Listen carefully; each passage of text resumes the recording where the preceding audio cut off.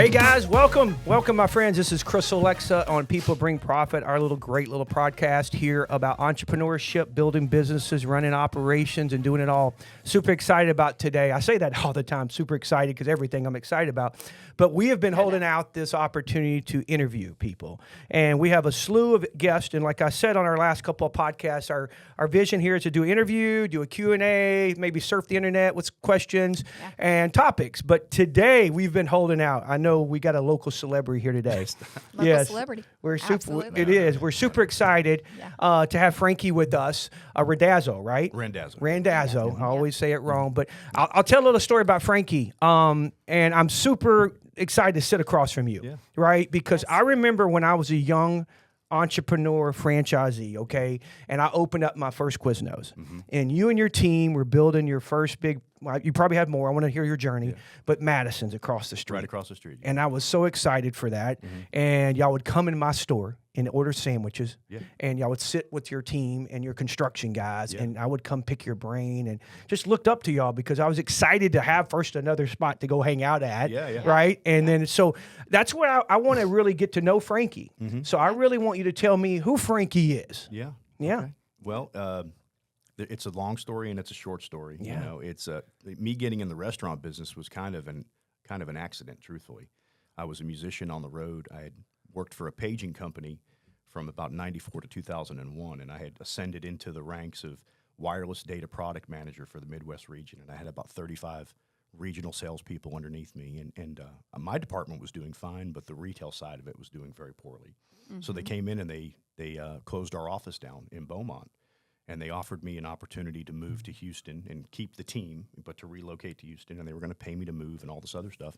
And I had this moment where I looked at the guy. His name was Steve. He was from England, and he had a terribly thick accent. And he's telling me all this, and I said, no, I don't want to do that. And he goes, what do you mean you don't want to do that? He says, we got you all set up, office, we're going to pay you. I said, I don't want to do that. And he goes, what are you going to do? I said, I have no idea what I'm going to do, but I don't want to work for somebody that can come in after 7-8 years of my time and the people that I worked with, and just because it's a number, just get rid of us, like we're disposable, you know. And it resonated with me, and I took some time off. I got hired on by Edward Jones, actually, his financial advisor. I did my Series 7 and my 63, but I didn't want to do the cubicle thing, you know, the I can't see you doing that. No. You know, the gopher thing, you know, when you're in an office like that and you hear a noise and everybody pokes up over the cubicle, you know, and I just couldn't do it. So I was playing music, and it's kind of a long story. My house flooded in 2001, so I lost my job, I lost my girlfriend, I lost my home. It was really a 10-month period, a huge challenge, like every bad thing that could have happened to me. I lost all while we were remodeling the house. Somebody broke in the house and stole everything I owned that had survived the flood, to where I literally had one shirt. I had an Astros polo because the company I worked for prior to that had a skybox at the Astrodome, and I splurged one night and I bought a Astros shirt. And I was working for Buck Bryant Moray down at Handlebar South in Port Arthur, because he was a friend of mine. He gave me a job every Wednesday, paid me $50, and I would floor manage for him. And I was learning the bar business, you know. Yeah. And this guy comes across the bar one night. He says, hey, man, I see you out here all the time, and you're always working hard. He says, but you always have the same shirt on. And I said, well, yeah, it's the only shirt that I have with a collar. Yeah. You know? And he says, what do you mean it's the only shirt you have? I said, well, I've lost everything. I said, I lost my house, you know, to a flood in 2001, Tropical Storm Allison. So then somebody came in and stole everything that I had, literally took every single thing out of the house that survived. And at that point in time, I realized that I had kind of been cultivating myself to get into hospitality, being in the band, being in service, and always trying to put myself in a position of service to where we humbly are thankful for the opportunity, and we don't take a broad approach of idolatry or anything like that, where we actually go in and say, what can I do to improve your experience? Yeah, you know? love that. And I was driving down Dowling Road one day, and it was when Dowling had just gone through that major expansion with Walmart, like we were talking about earlier. And I passed by the shopping center that we're currently in now with Madison's, and there was a giant World Gym ape on the roof, the big inflatable, Jody's big inflatable. And it was like a lightning bolt hit me. And I said, this is a new end of town. It looks like Houston. Walmart's here, World Gym is here. What commonality do they share? And it was like it was instant. It was chills on my body, and it was young, forward-thinking demographic, discretionary income, desire to be seen, all the things that go with the World Gym demographic. And I saw the apartments across the street being built, and I was like, we have to put a bar here. Yeah. Because at the time, Handlebar Original, where Did we call that Handlebar North? Is that what is it called back then? Yeah, North. I used to go that way, If too. the old folks like us, we called it North. There was South. South. Yeah. So, And Handlebar West was in the Handlebar West West. End, yeah. There was actually one at the beach. Yeah. They had one at the beach for a while. And that's my partner, Bryant Maury, Buck Maury. His family developed those, and he's still in business. He's doing great down in Port Arthur. And so I saw those commonalities, and I called Buck, and this is how long ago this was. I had a phone in my car. It had a cord. And I picked the phone up, and I had dialed the number, hit send. Yeah. Remember? Yes. And he answers the phone, and I said, hey, I know where we're putting a bar. He goes, what are you talking about? I said, I know where we're putting a bar, because at that time, Handlebar Original was being shut down. Yeah. And I knew that end of town needed to fill that hole for that restaurant bar demographic, live music, that whole vibe. And we searched around. We looked at 9 different locations, and we landed right back at that first shopping center in 2004, May 6th, 2004. Yeah. And we've been there 20 years.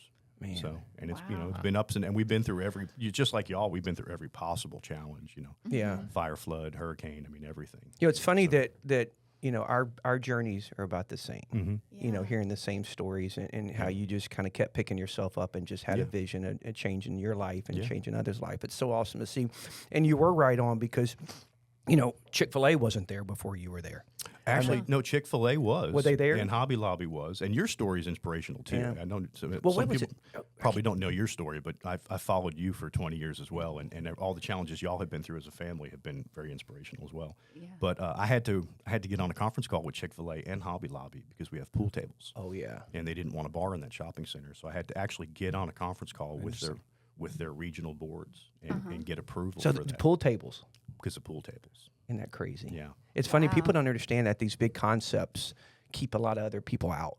Yeah. Due to Oh, liquor. sure. Now, I didn't know pool tables. Well, that was interesting to hear. Yeah. But I guess that's what it was. Maybe a Chick-fil-A was there, but I remember when we opened up and y'all were opened up across the street, Krispy Kreme was building at the time or about to break ground, and Starbucks was coming up. And now you go to those spots where our old Quiznos was and your Madison's is at, how much it's blown up. Oh, You can't fit something else in there. No, we would smell that Krispy Kreme every morning because we would work through the night. The contractors would be there during the day, and we would go in at night and do what we could do to try to save some money. It was our first one, and we didn't know what we were doing. We still don't know what we're doing.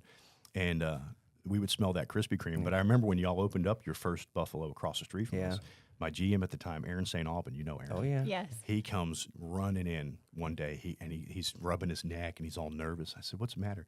He says, Buffalo's opening up across the street from us. We got to go buy a bunch of TVs. Yeah. I said, no, we don't. I said, they're going to do what they're going to do, and we're going to do what we're going to do, and everybody's going to be fine. Calm down. Yeah. But he was really nervous about it. But I embraced it. I saw the ability to put people back and forth. And actually, when you were there across the street from us at that location, we probably did better because you would do your 25-cent wing night on Tuesdays, and then they would come have a beer with us afterwards. We would make fun about that. And see, a lot of people, I'm glad you brought that up. A lot of people in business fear even competition, right? Competition's good because everybody can't go to Buffalo Wild Wings every day. Sure. You get burnt out. You want to go once a week. Yeah. So you can pop around. But I remember those days too. And we still talk about it that, they would come and eat those 25-cent wings, and then they'd go to your place and have drinks afterwards and play darts or pool. Yeah. And we didn't offer that. So that's what people worry about in being in business, that you always fear competition. You got to accept it and just, and it helps you raise your bar. Yeah. Right. And I mean, there's many a times that even to this day, we pick about it. I go to Madison's and you got the handhelds, right? Yeah. Your servers are using these handhelds. And we're big as the companies we are. We're fussing because we don't have the state-of-the-art handhelds yet. We're rolling them out. But there's always something, so we always call it shamelessly stealing, too. It's like, hey, what are they doing, and what can we do different? Well, there's no new notes in music. You get inspiration from somebody's done it already, and if they haven't, it's going to be your interpretation of it. Now, where that gets annoying sometimes is when somebody opens up. There was a place in Beaumont years ago that opened up, and literally the guy that left us to go work there took pictures of our inventory in the back and stole a bunch of our ideas, and that's fine. They're no longer there, ironically, and we are.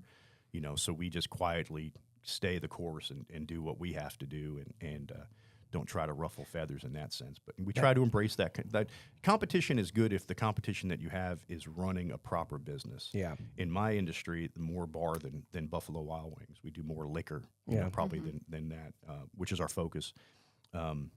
A lot of times inexperienced operators get into my side. You have a pre-qualifier to get into Buffalo. You have to have a capital investment, credit investment. To open up a bar, small restaurant, you can be a retired plant worker with a couple $100,000 in your 401k, or you can be a young kid that's, passion wants to open a bar. And next thing you know, you've really created a ripple in the local industry through ineffective pricing or aggressive pricing that creates problems, or a format that creates problems for you and for others. And we see that a lot too. But ironically, those kind of concepts don't last forever. Hats off to you. You've had the competition come in, and we deal it within a different way. Bigger concepts that come in. We're not going to name any names there, but they do try to steal our staff or our management teams and our data, whatever we're doing in sales or what. But you've weathered those off, because I've seen a ton of different concepts kind of copycat what you've done outside patio areas and things. And it's funny, they'll take off really high and then they go back down. Madison's has weathered the storm. So I want to know, you got way more than Madison's got. I mean, you're home back here. Well, it's not the level of Aspire. No, it is. I want to know what you got, other concepts out there. So tell me about those. So Lake Charles, we had a concept in Beaumont called Goodfellas. That was our second one, and that's a good story, because I've learned that the second one. I loved Goodfellas. It was great. And Chuck used to run it, right? Yeah, Chuck and Aaron. Yeah, they did a good and Charles, and that was a great staff. That location was problematic. We opened up right at the cusp of the first recession, 2007, 8, and 9. We opened up November 14th, 2009, and it was literally the first month that the brakes were put on our local economy. And we went into that with our pricing schedule, our menu, our style of service, and I was like, this store's going to do $350 a month, just because of the price point. You know? And I'll tell you, we struggled to hit $100,000 a month out of that store, and we never made any money in 3 years out of that store. And finally, the shopping center, it's a nicer, higher-end shopping center, went into foreclosure, and a local church bought it and didn't tell anybody. And then that church got very aggressive with the rents and the concepts and stuff like that, to where we finally just went in and said, here, you take it. And ironically, it's still vacant, 10-something years later. And they're actually demoing, this week, they're demoing that space for Goodfellas. And the guy doing the demo called me up. He says, hey, do you want to buy any of this stuff? And I said, I already bought it. I don't want to say, can I come get my stainless? Can I come get my lights? And on the Goodfellas back up, I feel like if you open that place up today in a different location, you'd probably kill it in our market. A 40-seat. Yeah, that was a 400-seat. Yeah, you had a cool idea. It's a cool vibe. It's funny because, and I appreciate that, I do, because literally once a week somebody will mention that, and it's been a decade. And people still remember that restaurant. So the people that went there. There were risottos and the veal and all the things we did, but I'll tell you, I'll never get into heavy center of plate protein concept again. I'm burgers and beer, live music. That's what we've carved out a reasonable level of success, and that's what we're comfortable with from decor and construction. But that was a whole different level. I thought for me that was a personal development of getting into a different style. It's very, very difficult. It's especially now with protein costs the way they are. I can't imagine getting into that. That's cool you said that, because we've had this conversation with Justin when he came on board, and Kim kind of shuts me down because my mind goes crazy with all our developments. Like, I feel like hospitality, I want to get in hotels, and these two are like, no, we're not doing that. That's not our business. Don't do that. That's not our business, Play to our strengths. Asian zing, baby. Asian zing. That's right. So there's other places, though, that you got open that's doing very well. I mean, I've been to a couple of them. So tell me about those. So we opened Goodfellas in 2009. We closed it in 2012. And that was a good lesson for us. It made me a better operator, because I realized what really went into running these things. So then we opened up, what was the next one? We did in 2015, I think we did the Rick and Jack's Lake Charles. In fact, I remember talking to you at Best Buy that day. We visited for about half an hour in the Best Buy, and you gave me some great advice. I used to tell you all the time when we were talking business, I'd come to your place, me and Kim, you'd come up and give us a high five, and we'd talk business a little bit. I'd say, you need to get to Lake Charles. Because we've opened that Buffalo's, and it's still one of the top in the chain. Well, so ironically, so we have the Rick and Jack's there. And that's a great concept. We got the big patio and stuff like that. Then we opened, a year after that, we opened the Rick and Jack's Inviter, which was kind of a fluke. That was another restaurant that had gotten sold. the guy that owns the shopping center, because we don't really like shopping centers. We've moved to more property ownership now. Smart move. We kind of fell into that one, and it was a really good deal, and we couldn't not do it. And ironically, that store statistically as a percentile is this most stable store that we have. Yeah. It's not the largest, but I get a check out of that store every single month. Yeah. You know, and some of the other ones, that doesn't People happen. don't understand that. They And have running no your own idea. business, No. you know, what's the bonus? You know, what's the benefit you get is like we get to dress how we want to kind of sometimes. Yeah. And some days, some months, we don't get paid out of them. Oh, no, that happens more often. Well, you know, I'm not Yeah. preaching to the choir. Even the big concepts that we have. Yeah. We have struggle stores. We see it all the time. So Lake Charles is probably our biggest problem right now, just with well, that's that town went through drama for 12 months. Yes. Five federally declared natural disasters in 12 months, and a lot of people, if you're not from the market, they wouldn't understand what those hurricanes did. We lost the entire. We opened Panorama. Yeah. In 2019, we opened Panorama Music House. So we still have Madison's. We have the library in downtown Fort Worth, which a lot of people don't know we have that. That's on the inside Sundance Square, right on Houston Street, right outside the convention center. We own that building. Pete's Piano Bar is our tenant on the second floor, and then we occupy the first floor, and it's called the library. It's in Fort Worth? In downtown Fort Worth. Well, we got to go there because Yeah. we're Yeah. going back for our state cheer champion. Yes. And I think we've seen Pete's Piano Bar, and so it's right there Yeah. by the convention Yeah, center. we're on the first floor. Well, I'm going to send a Didn't realize that selfie was of me yours. sitting in there. Me and Yeah. Kim. Yeah. I'll buy you a beer. Yeah. How about Yeah. that? There you go. Justin, you want to come? Yeah. I mean, I didn't. Justin will have a Diet Coke if you Yeah, got, and me yeah. and Kim will have a hopefully Shiner and a. Chris Bloomquist is the GM. He does a great job up there. That store gets more 5-star reviews on social media than any of our other locations. I'm glad you Consistently. brought that up because that's a topic that I want to bring you in here. Yeah. And talk social media. That's a whole- Not today. that's a whole That's day. that's That's an a hour whole long day. conversation because you do a Yes, very we good could job really with get into that. some dirt in So there. you got a new place coming too, though. Yeah. So we're building the Rick and Jackson Lumberton. We purchased that property. We talked a little bit earlier about it 4 years ago, right before the pandemic. We bought that, and it was a 5-acre residential lot. And the guy was about to remodel the house, and I went there and I said, "You don't want to remodel this house," because it was in bad shape. It was in bad shape. And I said, "Look," I said, no disrespect. I said, "I'm going to make you an aggressive cash offer on this property." I said, "But then you're done with it. You can go move on to your next thing." And we did. We made this offer on this 5-acre parcel in Lumberton. And the realtor called me. It was a Sunday night, and I was at home with my wife. And the realtor called me 20 minutes later, and she says, they took the offer. And I went, "What?" Yeah. Because the amount of money I paid for that proproperty was probably a third of what it should go for. And that's the only blessing we've for had, you. because Yeah. everything else has been a nightmare. And I looked at my wife. I said, "We just bought 5 acres in Lumberton, Texas, And so we've been working on that project for a long time. We stalled out because of COVID. Yeah. And so now we're probably a couple months out from getting that open. That's 5 acres. The building's 11,000 square feet, but it's 2 bars, inside patio bar, outside patio bar, event room for about 150 people. Main area, just like the Rick and Jackson Vider. That main dining room is basically the same setup because it works really well. A big kitchen, big crawfish kitchen in the back, 18-hole mini golf course on the south end.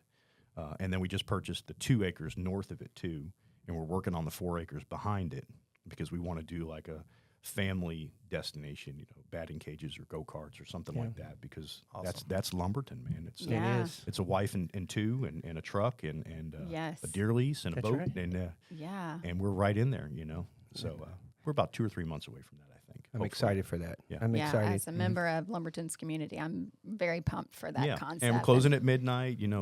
We're not doing any of the late night stuff. Yeah. So as we get older, my partner Buck and I, as we get older, we've moved to more family style too. Because the 2 a.m. thing, I worked those hours for the first 15 years of my career, and that takes a toll. Yeah. Getting home at 3 or 4 o'clock in the morning. Yeah. In the days of just, people going out, just a couple and hanging out late at night is kind of not happening anymore. Yeah. And it's like Justin has 2 young kids. We have our kids and stuff, and we enjoy going out with our kids. We enjoy involvement with our kids, have a good dinner in a place that you can have a drink and not have to worry about craziness going on, right? Absolutely. So it's cool that I'm still on the stage. I mean, Justin, do you have any questions for Frankie? I mean, you got a guy here that's an expert in this business. I man. do. What time does he show up? 'Cause Yeah. I'm absorbing all of it. But you said something earlier, just about pricing and running a profitable business and being responsible. I'm always real interested in like what kind of systems are you running, and like what are some of your favorite things that you do to manage the business when you're not there? And it could be like a line check that you do, or like an opening checklist. What are some like of the best systems that you do as an operator that doesn't have a franchisor that's pushing them down to you? So, for years I've kind of debated internally my path and my career path in life, because I look at the success that you've had and I go, maybe I should have gotten into that side of the business, because they're different. You have more controls, but you also have more support.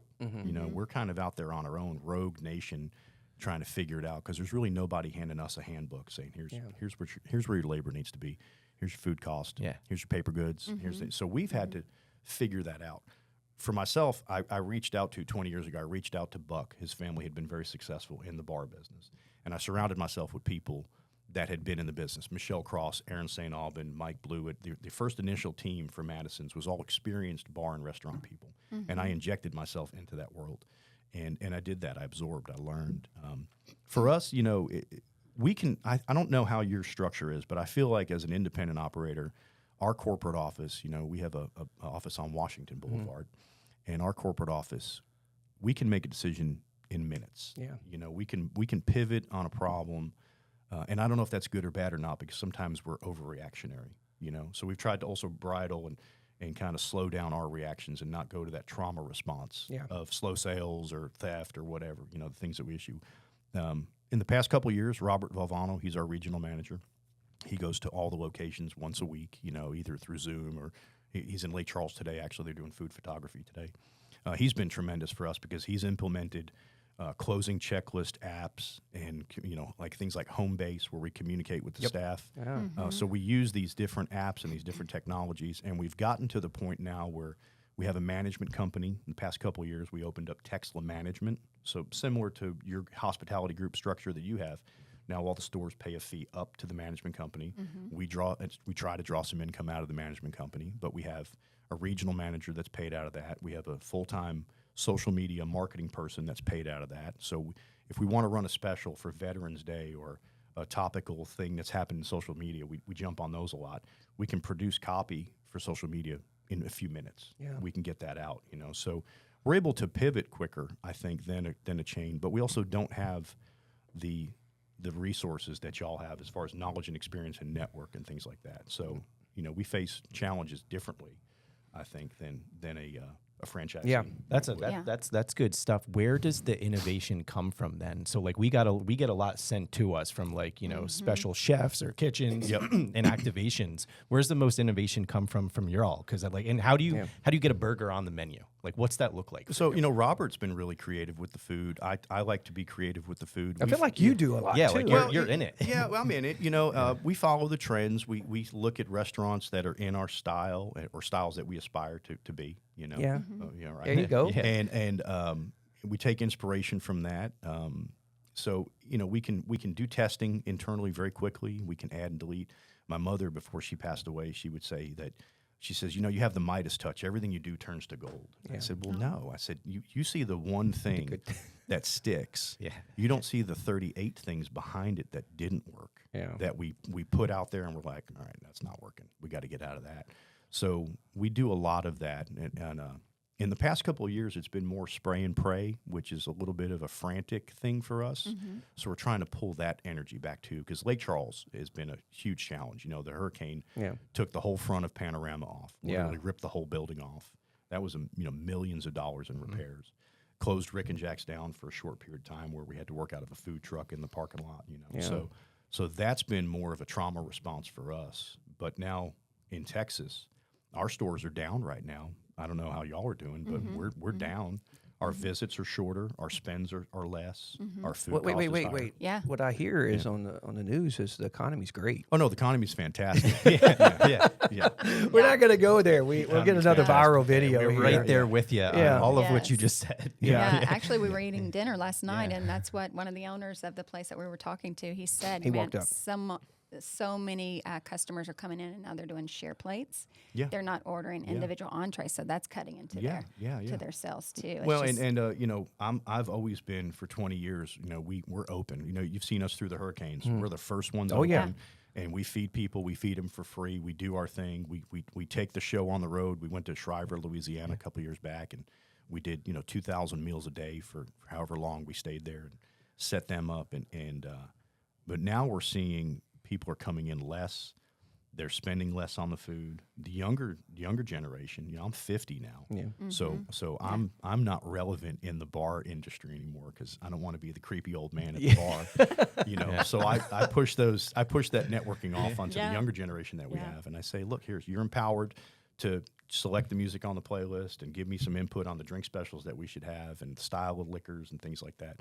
So we lean on that resource because I'm out of touch on that. I have a new baby. I have a wife. Yeah. I have chickens. Yeah. So my life is completely different than it was 15 years ago. It's funny. It's funny. I'll say this. Me and Kim were riding our bikes around riding around the block. We live out in the country a little bit, and with our little chapel, our 9-year-old, and we stumbled across Frankie. Him and his wife and his baby just bought a brand new house. Actually, our back door neighbor. He's on 5 acres. Our acres are back up to him. He's got like, dude, I didn't know you were a neighbor. So it's really cool. Say, hey, Chris. Hey, buddy. How you doing? Yes. Let me come get some eggs over here. Yeah. I do say this too, Frankie, in the business side of it. Yeah, transactions are down. Yeah, and that's across the board. And we're seeing it all over. And what we're figuring out, what I've figured out is people are resilient. They're still spending a little bit, but they're being really selective. Yeah.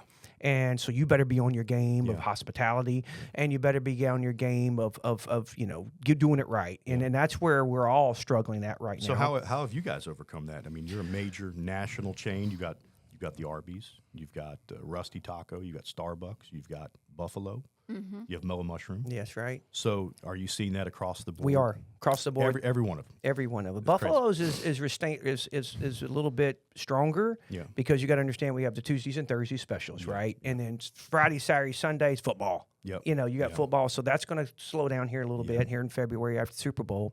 But how we focus on it is this one right here. She is steadfast in our financials and puts a lot of pressure on the operations teams. You can't keep you see it. You can't keep increasing pricing. No, right? Because you're going to price yourself out of the market. We went the actual opposite way. Yeah. A couple months back, I don't know if you saw what we did, but we did for all of August. We did a rollback. Yeah. We went back to 2019 pre-COVID pricing, and we put this big ad campaign out there. And we did a Facebook Live. That's good. And I said, look, we get it. Feeding your family is expensive. Going out and having drinks is expensive.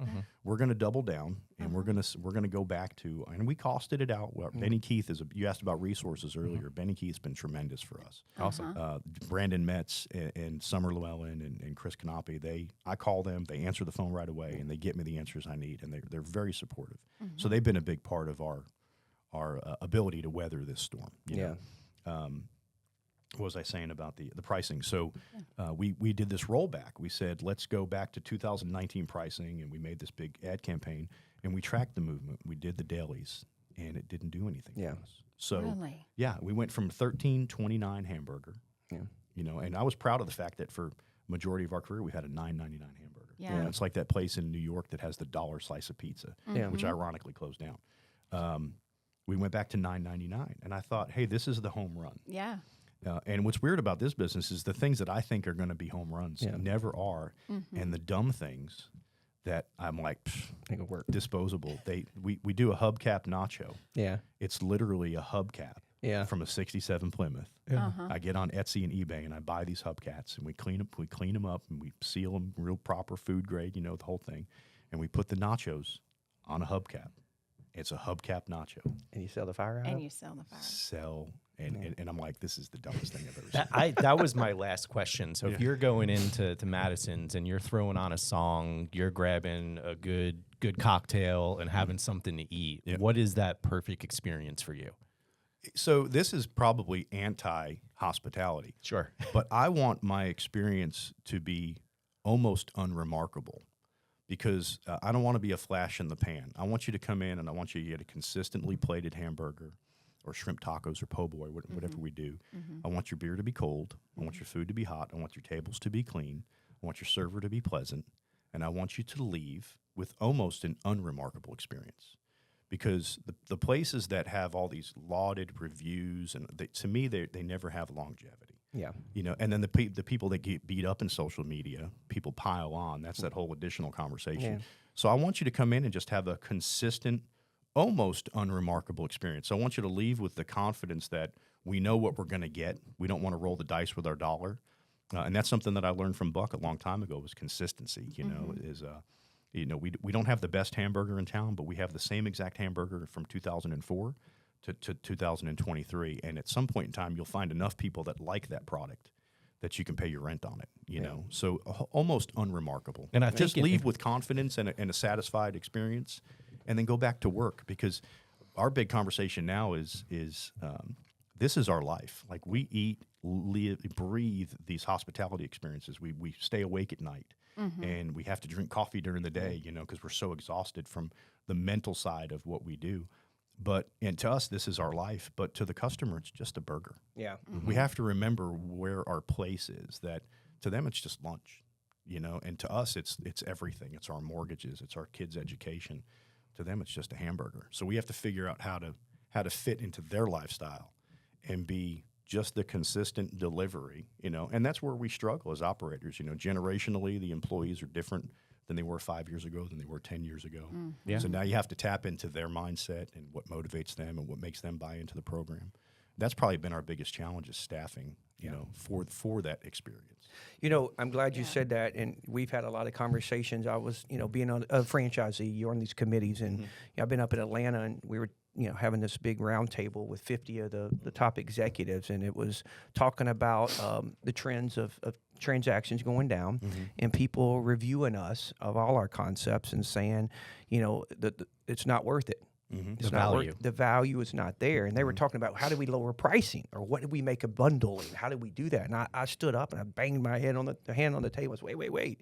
It's not the value. They're talking about the dollar. Because like you said, you just lowered the price. It didn't help. Didn't work. Yeah. What they're looking for now is an experience. Sure. I mean, they could come in your store and spend $100 and you give them a great experience. I mean, like you said, clean bathrooms, clean doors, TV's working, music's playing, tables are clean, cold beer, great food, service, got their refill. I waited 12 minutes for somebody to wait on me. No, they waited 2. Yep. And then they walk out and they look at the receipt and they sign it like, should I give 15 or 20% tip? But if you give a bad experience, meaning the server didn't give them a refill, the beer wasn't cold, the food came out wrong ordered, they're going to look at that $100 ticket and like, this was not worth it. Absolutely. Yeah. So that's where people are wrong in this business. And I think a lot of franchisees or independently owned operators are looking at the dollar figure, and you nailed it. It's about giving them a good experience. Yeah. When they walk in, they felt like, hey, nothing went wrong, and everything was right that I ordered, and it felt great. Yeah. I'm going to come back here. We went to a restaurant in Lumberton a couple weeks ago, and I won't name them because they're great. They do a great job. But at the end of the meal, I looked at the ticket, and I was really surprised at how expensive things were. And I looked at my wife jokingly, and I said, honey, order whatever car you want. Because we need a new car for with the baby. And she says, what do you mean? I said, if I can charge this much for a margarita in Lumberton, we can do it. We're good. We're going to win. And I looked at that price point, and I said, well, I'm going to come in just below that. Yeah. And I'm going to give them what I know we can give them at a price that makes you not raise your flag at the end and go, that's not right. Yeah. And that's the thing. Like, one of the biggest aha moments I had was I had a meeting one time. I had to go to Saltgrass. I'll call them out. Saltgrass, major company, right? Ordered a burger, because when I go somewhere, I usually order a product that we're in, so I can kind of see how we're doing, you know. And burger came out, had the big fries, and it was 7 or 8 ounce patty, same lettuce, same tomato, the same Sheila Parton's bun that we've used for 20 years out of Houston. It's a great bun. We call it the Civil War Bun because when a restaurant across the street finds out about it and they take it, everybody fights. Fight for you got my bun. You got my bun. And it was $14.29 for this burger. Same burger that we charge $9.99 for. Same exact burger. Same plating, same style. The service wasn't anything exceptional. The restaurant wasn't anything exceptional. It's a Saltgrass. And I called Robbie up and I said, hey, we need to look at our menus. He goes, what are you talking about? I said, it's $14.29. I said, I don't know why they're ending in 29. And then I looked at the rest of the menus, and we pulled up Chili's, we pulled up all these chains, and everything ended in 19, 39, 29. And I'm trying to figure it out. And I said, Rob, we need to figure it out. And my wife, she's very, very succinct. She says, I said, why would they do that? She says, because it's still $14. It's 3% more than $14. Yeah. 3% moves the needle for us Yeah. significantly. You know, if you could increase your volume 3%.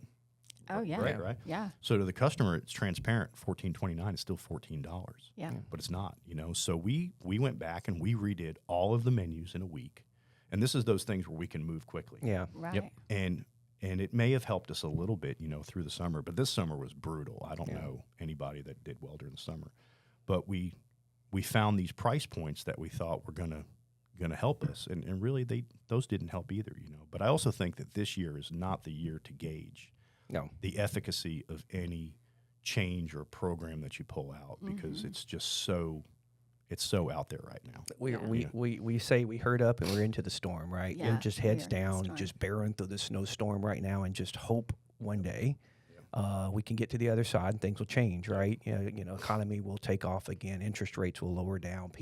What fears us in the business, and I look at, Frankie, that I'm really concerned about is in this business is watching credit card debt.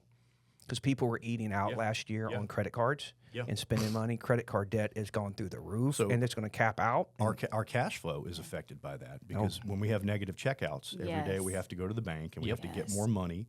And if you don't, and we just had this conversation for the Lake Charles store, they were going every couple of days to the bank, and they would have to get $3,000, $4,000, $5,000 in cash to compensate for the negative checkouts because of the increased credit card tips that we have to push out, and that affects the cash flow, because this business is all cash flow. Yeah. You know, every now and then you can try to scrape a little here, scrape a little there. So that, with credit card debt being the way it is, so our transaction cost is up, our cash flow is down.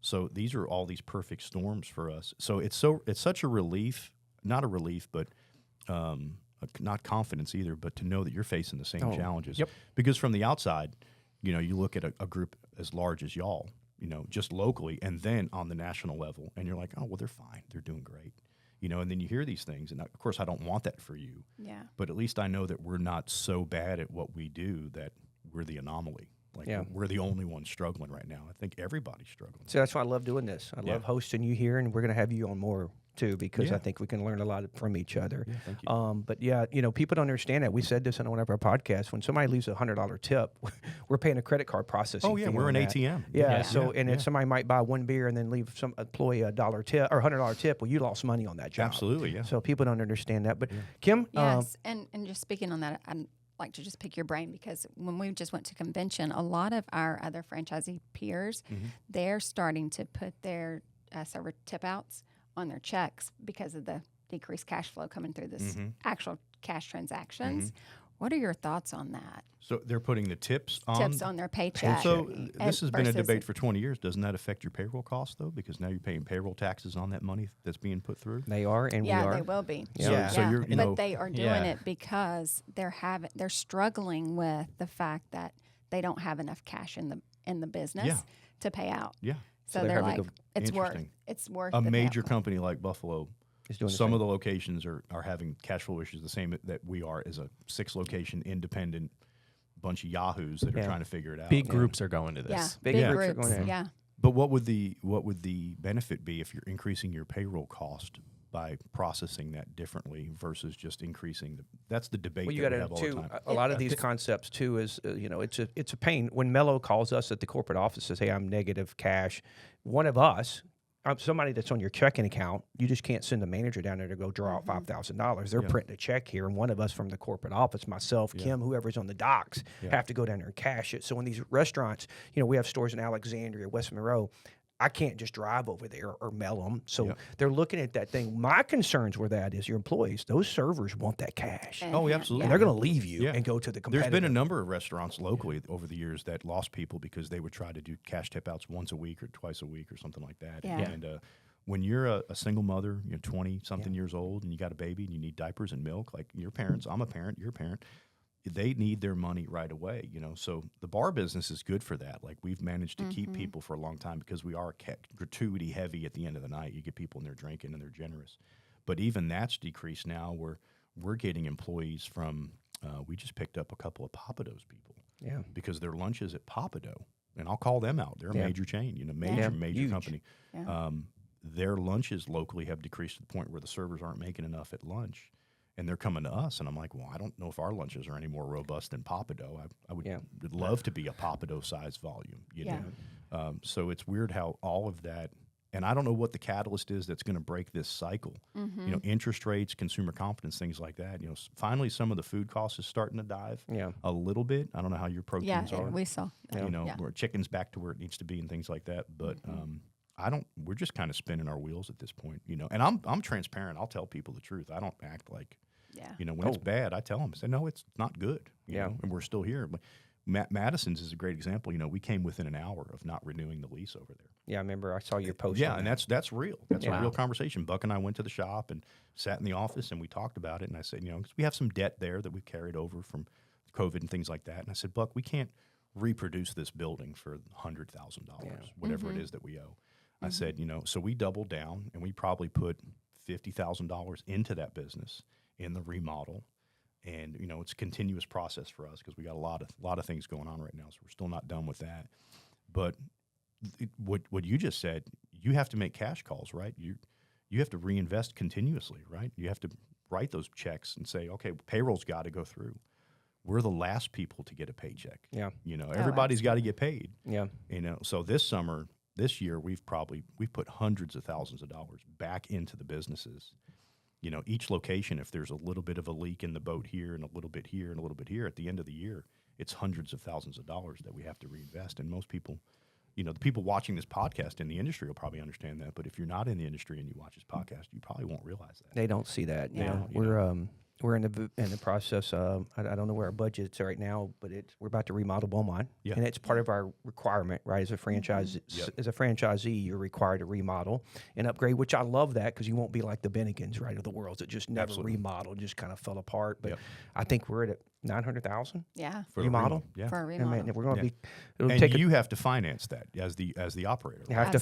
finance, and Yep. there's still a debt on it, right? Now, that's a Yeah. big $3.5 million building, and Yeah. you know that building was built 7 years ago, and we do a 10-year note on those things, so we got to refinance it. And Interestingly enough, I was working on the ground lease on that same piece of property. I remember that. before I you remember got that. it. You Really? know? Yeah, was- we that were was going to put a remember that. Madison's and a Goodfellas in one building and share a common kitchen and have one side be Goodfellas and one side be Madison's. Okay. And that was when we were trying to get into more property ownership. Originally, they were going to sell us that property, and the mall changed it. They They went to spun ground it. lease. Yeah, it's Yeah. spun out to a ground lease. Yeah, so it's and yeah, some of that's cash flow put in too. So Yeah. Kim runs our business and maintains that and watches the numbers and sees what we could put in cash wise too.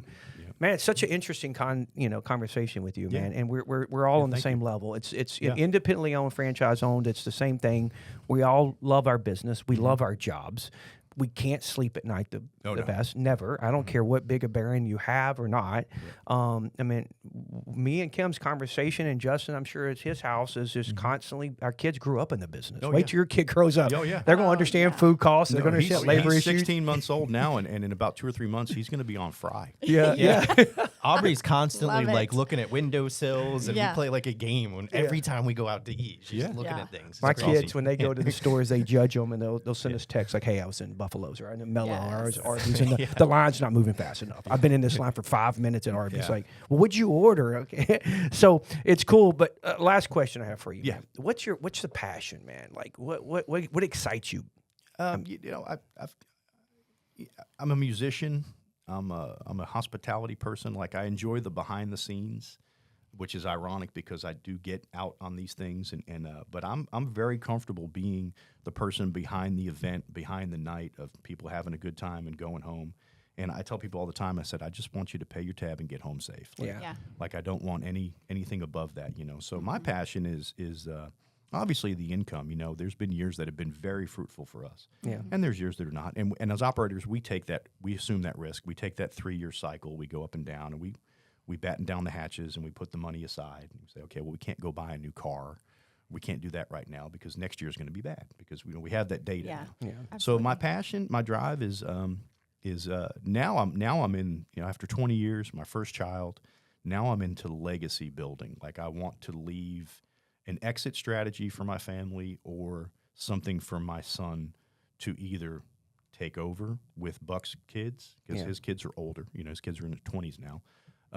So they're on the cusp of a career decision for them. But I also, you know, originally we were trying to build a franchise. Yeah. There was the Madison's was supposed That was to one be. of the questions I was going to Yeah. list down here for you. Yeah, yeah. was So wondering about originally, that. you've been y'all have been hugely inspirational because I've seen the growth that you've had, and in 20 years you've gotten further than we've gotten, and that's a blessing. That's awesome. So Madison's was originally designed to be a franchise, and Beaumont had if you look at the old decor, it had a New Orleans feel. It had the balcony and it had the music and all that stuff. So the first slogan was "Where Beaumont meets the Big Easy," and we had a New Orleans style menu. And right before we opened, we pivoted off of that because it was too heady. People weren't going to get it. But then it was Madison's on Westheimer, Madison's at College Station. Like there was an idea, and that was spurred on by the Sherlock's company out of Houston. They have Sherlock's West Gray, Sherlock's Clear Lake, Yeah. food and live music and bar. So now with the Rick and Jack's concept, for years I've been trying to get everything under one banner because we're so fragmented with menu design and logos and colors and shirts, and so I've been trying to really get everything put under one banner. And the remodel of 2020 for Madison's right before COVID, we were going to change that to Rick and Jack's. Yeah. And if you look above the exit door, there's an R. There's a little R. Well, we took it down, but that was because it was going to be a Rick and Jack's. Okay. But I didn't want to waste that concept on that shopping center. Yeah. So then we moved on to Lumberton. So the exit strategy for me now, the motivation is to build a company that's doing $20, $30, $40 million a year in sales, which we can get to that. And then hopefully have somebody either like what Ricky's done with Tia's, they're about to franchise. Yeah. He's a success story. He's doing great. Have somebody come in and put that money behind you, and then take that $50,000 and that 4% or whatever, and that's a lofty dream, or just at some point in time sell these businesses off and be the landlord. Yeah. Which is why we're into property ownership. We're trying to buy the properties and own the properties. So because at 50, I've got another 10 years in me before I go, hey, I'm done. You know? Yeah. So that's my thing now. Is my motivation is to try to figure out. So we're in it. How do we get out of it? Yeah. And that's a conversation that most people don't ever have. Yeah. It's something you need That's to great. put. You've got all of it. Now what? Now what? Now what do you do? Now what? You think of that same plain way we have. We have our kids growing up. I mean, all the kids in the business, and do they want to come here and work? If not, I'm not just going to give it away. We have to sell it then. Yeah. So it's the same thing in our big ideas. I mean, we continue to want to grow and see what happens out there. I mean, me and Kim talk about this all the time. If we were to sell, which we've had opportunities to come up and sell out, but we would take the money and what would we do? Yeah. Because we, just like you, we've been in this business long enough. It's your life. It's our life. Yeah. We would probably go reinvest it in something else and not do good at it. Don't right? do hotels. Don't Yeah, do don't do hotels. hotels. Don't do Big hotels. hotel. I've got some friends in hotels. Don't Yeah. do hotels. It's like having 38 roommates a night. Don't do Man, that. hey, Yes, no you way. I've enjoyed this, and I look up to well, you thank too, my friend. Thank you, Yeah. sir. You know, as well. I think we have the same journey. We're in the same river, and we're going down the same way. It's hospitality, no matter if it's a national franchise or what you're doing. I look up to you, what you're doing with your concept of. But went to many more. I do have one thing to say. Yeah. You said a 50-year-old man looked like a old man walking in Madison might look old, because me and Kim go there every now and then. Yeah. You think them young people looking to us like, what are them old people Yeah, doing but you're here? not. But you're not there at like 1:30. Okay, because we leave about 11. No, but you're I'm fine, thinking, you're fine. you know, our friends loved it. We all go. We went recently to watch one of the bands who were playing the guys that were dressed up. LA Rocks. Yeah, it was awesome. Fantastic. Yeah. Kim was out of town at but our friend's birthday, so she said you need to go. So I went and enjoyed myself, but I was out by 11. But when you said that comment, I'm like, all them young people are probably looking, what's this old man doing in here? I kept seeing him look at me like, what is he doing here? So I get a little bit of a pass because some people know I own the place, but I also don't want people to know I own the place. I don't. I purposely don't typically wear a Madison shirt or anything at work because I like to be able to float in and out and just listen and look and stuff. You can learn so much. Oh, absolutely. When they know who you are, you get the red carpet rolled out. Well, and everybody, hey, Frankie, buy me a beer. Oh, yeah. You know, and so I tell them, I say, hey, I've already bought all the beers. Yes. It's your turn to buy the Yeah. beer. Don't you love the idea when people say, hey, I ask my kids, when y'all go to Buffalo's, y'all get to eat free. I'm like, we don't eat free. Yeah. We bought it when the food came in. That's a $3 million plate of chicken. So nobody gets to eat free. Well, Frankie, last thing, I want you to plug your restaurant from Lumberton? Because I want to know. Yeah. I mean, I'm excited about it. You're going to have the crawfish, right? Oh yeah. The crawfish is going to be a big. This is like our magnus opus thing that we're. I mean, this thing's mega. When I It's pass huge. by, I still Yeah. people see on social media Yeah. and the Lumberton Post or whoever says, "What is this massive place?" And it's funny. People are like, "Please go read it. It's been posted 20 Oh, times." yeah. You know, but tell me a little bit. We call it Redneck Disneyland because Yeah. it's love it. I love it. It's either Redneck gonna be the greatest thing we've ever done as a group, or it's gonna be the biggest bankruptcy you've ever seen. You know? And I feel good about it because the town's been so supportive. Everybody's so energetic about it. We've built a strong reputation for 20 years at Madison's and Rick and Jack's. People know us. They know me. They know the food. They know the level of experience. They know what to expect. And the way we sold it to the bank and you know, for the mortgage, you know, the loan is that we've got these multiple revenue centers. So talking about the business, so you pull in, there's 160 parking spots, and they're 10 by 20. Normal parking spots 9 by 18. They're 10 by 20 because everybody in Four-wheel Lumberton drive. has big trucks. Yep. Yes. So the Yeah. parking lot is engineered for Lumberton. I mean, everything down to that detail. Yeah. There's a drive-up window that's big enough to pull a boat through. So the drive-through is wide enough for you to pull your bass low boat through. boy in or- Exactly. And you pull up to the window, and I posted it the other day. I don't know if you saw it or not, but I was so excited because we have a real drive-through window. It's an actual McDonald's quick-serve window. It's the same manufacturer. And it sounds silly, but I was like so excited that we have a drive-through window. So we're going to do these family meals. So when you go to the lake, there'll be this $89 package of, you know, some burgers and a gallon of margaritas to go or things like that. So, and then crawfish to go. We've never really embraced crawfish to go because that's kind of our loss leader to get you in to buy some drinks. Yeah. Because crawfish is a family event. You don't go by yourself. It's typically 2 to 6 people. But we're going to embrace crawfish to go through this drive-through window, you know. So 18-hole mini golf course, event room in the back that's, you know, probably 120 to 150 people with a private patio with glass doors that overlook the golf course. A covered patio in the front, an uncovered patio with swings and fire pits and washers and ping pong.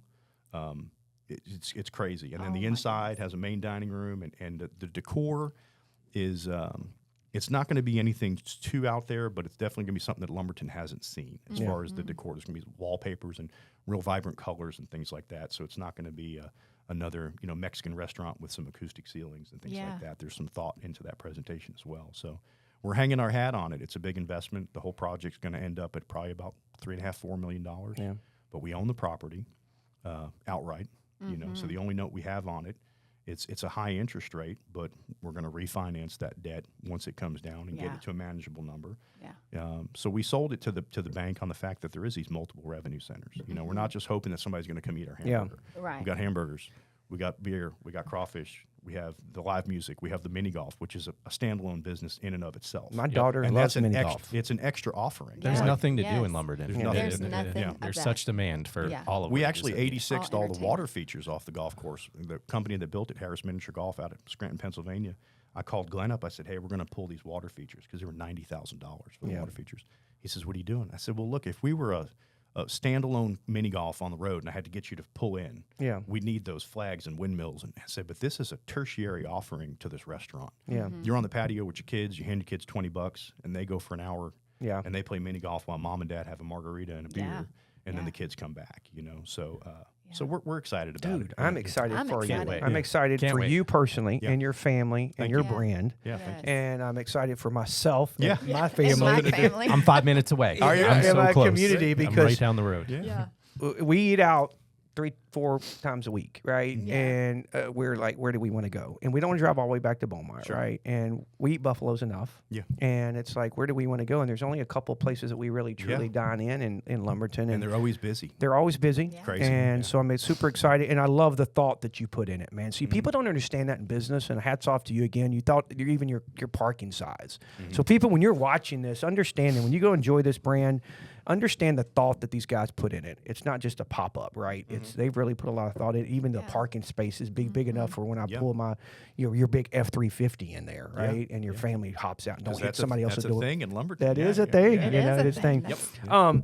Frankie, thank you. Thank you. I appreciate Yeah, it. thank you very much. Thank you. Very I- insightful. Thank you. I enjoyed it, and we do want to have you back. Yeah. And keep us updated on the opening of this place, and we will be there with our with flags in our hand. Yeah. Yeah. Come and Thank you so stake my much. favorite my Excited. table. So thank you again, guys. Hey, thank you. Enjoying. Go watch us on social. Hey, I wanted to say this too. Make sure you go subscribe to this because we're going to have way more conversation with Frankie and his team in the future of this.